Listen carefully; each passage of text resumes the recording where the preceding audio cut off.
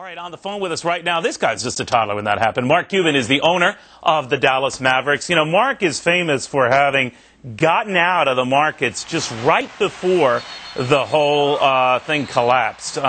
He sold his company at the time to Yahoo Broadcast.com for $5.7 billion. I think it was early 2000, right, Mark? Yeah, actually, April of 2000, yeah. Well, perfectly timed. Mm-hmm. Everyone says that we're set up for another event like that, another collapse like that. Now, the NASDAQ, of course, is still a long way from the levels that it was back then, even now.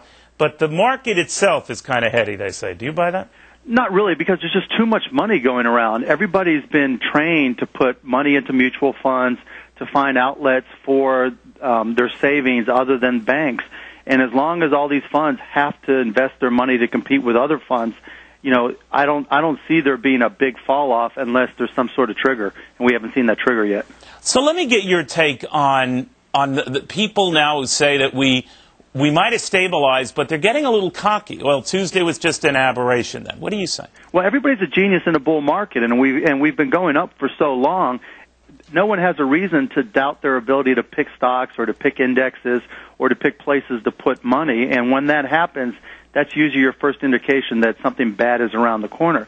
And I think you saw the first evidence of that it's a possibility with the big sell-off the other day, that there were a lot of funds that because they were so heavily leveraged that, you know, we heard rumors that, you know, this fund or that fund might be done. Yeah, Mark, I don't want to interrupt you, and guys in the control room, you could help me. Take the banner down. I want to show something on this big board that's interesting, and that is that second column, the up volume versus down volume, decidedly in favor of down volume. So even on a soft day, what that tells me, Mark, is that the sentiment is still fairly negative. What do you make of that? I think, as I said, the funds aren't with individuals anymore. I think you've got to be crazy as an individual to go up against all the pros in the market. And so the money is with the funds, and funds have to compete. And so they're really trying to protect themselves against the downside and really trying to make sure they have some cash in case there's a bounce. Well, let me ask you then. If you're an average investor, you're anything but I mean, an average investor is coming in, this is a great buying opportunity, I'm going to buy a mutual fund or something pegged to the Dow or the S&P 500 today, what would you tell them? Get your 5% from CDs. Really? So you have no confidence in this market right now? Not in terms of going up from here, no. Wow. I mean, just because if you're an average investor, you know, you've got to be ready for the kids being sick, the kids going to college. There's so many things that change your life that the professional investors don't have to worry about. And so if, you know, to try to get that average 7 to 8%, that's only a 3% more. I think, you know, it's much better off for the average investor to just say, you know what, get a good night's sleep rather than trying to grovel for that extra 3% because it's so hard to compete with the professionals. All right, Mark Cuban, very good having you. I do want to get now some reaction from our market pros, including Charles Payne. He is at the American Stock Exchange right now. We've got Schiff also joining us from NASDAQ, Joe Battipaglia in Philadelphia, and last but not least, Michelle Girard in Greenwich, Connecticut. Michelle, what did you make of what Mark was saying? There's a billionaire, pretty proven with money himself, who's saying, you know what? Not get out of Dodge, but go slow in Dodge. Well, you know, the market right now is, I think, reassessing, you know, risk. You see it in the bond market and you see it in the stock market. For a long period of time, I think people were perhaps not pricing risk appropriately. For example, the additional yield you got for buying a corporate bond versus a very high-quality Treasury bond has been very narrow, even though there were times when people were very worried about a recession. So right now, I think the market is reassessing risk. I still think the underlying fundamentals of the economy are good, but I think that there's probably an appropriate amount of readjustment that's taking place. All right, now if that is the case, Charles Payne, that could be a short-term bearish indicator. In other words, people are reassessing whether it's worth being in this puppy, right? Yeah, well, I know, but those conditions have been in place for a while. You know, I want to go back to the Mark Cuban situation. I find it disingenuous that a guy can make $1 billion in the stock market and tell other people not to play it. You know, these are the type of things that scare the average person from really making money in the market.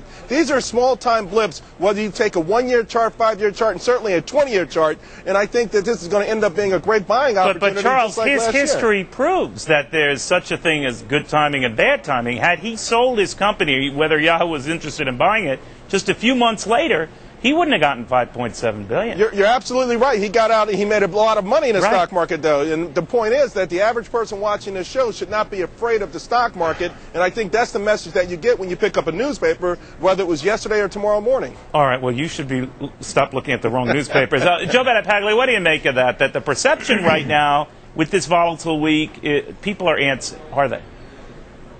Well, they are and they should be, because we have significant issues unfolding in the real economy that would suggest the market could be vulnerable. For example, corporate profits have peaked, they're on a decline. We're all figuring the economy is slowing. Some say 2%, but it could be worse than that. And we have what I would call trillion-dollar tornadoes going on. Tornadoes are also affecting financial markets as well. Let me name a couple. The subprime market is over $1 trillion. 20% of it has gone bad. There's $1 trillion of adjustable rate mortgages in 2007 that are all going to be adjusted up, which will affect the consumer. There's $1 trillion of investment internationally that's now finding out that there's risk in emerging markets. Are you bearish? So a blow up in China one day, Are you a bearish? blow up with Japan on another, where liquidity is being drained, is suggestive that the environment for now is a treacherous one, so that an investor who has a long-term point of view will not necessarily run in to buy into this, nor sell, but will wait for a better opportunity, because I think you have more weakness. Maybe you can't hear it. He sounds bearish to me, Peter Schiff. Yeah. Are you? Are you sure that's Joe Battipaglia? I know. He's sounding a little bit like me. I was surprised. Maybe the last bull and bear debate we had is something I said sunk in. You know, Mark Cuban is looking for a trigger, and I think our foreign creditors are about to pull it. You know, to think that the American economy is sound, I think, is a stretch, to put it mildly. It's not sound. All we've been doing over the past several years is borrowing a lot of money from foreign creditors to pay for the import of consumer goods manufactured abroad. Peter, are you looking at the same economy I am, the one that's producing 150,000 jobs a month, the one that has still stable low interest rates, the one that shows retail sales strong? No, you're not looking at it properly. We're not producing anything but debt. We're borrowing money from abroad. That's the problem. You know, we're dependent. We've been doing that. We've been doing that for nearly 30 years, right? Yeah, I know, and it's been a problem for 30 years. But now, in the last 5 or 6 years, it's gotten to such a point. So what happens, Peter? What are you saying is going to happen? Well, I think this is just the beginning for the stock market, but it's not just the stock market that's going to go down. What's the beginning? Tell me what's going to happen. I think we have a much bigger decline ahead. How big a decline?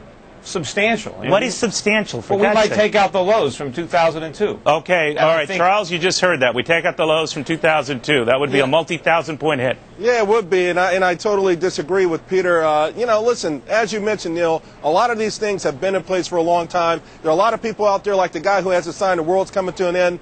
Every time it looks like they're right, they get on the soapbox. But I got to tell you, history has proven that the market is a self-correcting mechanism, and it will. There are problems. Obviously, there are problems. So is this a correction? I think it's a small correction, very similar to last year's. Obviously, a lot sharper, a lot more emotional. But sooner or later, we're going to find a bottom. Michelle, very quickly, is the Federal Reserve looking at all of this and saying, you know, we got some volatile markets here. The next move we make is to cut interest rates. You know, if they have to, they will. But I think the Fed is looking at the market saying there's a lot of volatility, but you know what? Markets are continuing to work. They are not seizing up. This is not a crisis. It's not something I think at this point the Fed feels it needs to react to. All right, guys, I want to thank you all. I do want to switch now to what's happening in the southeast portion of our country, 6 states.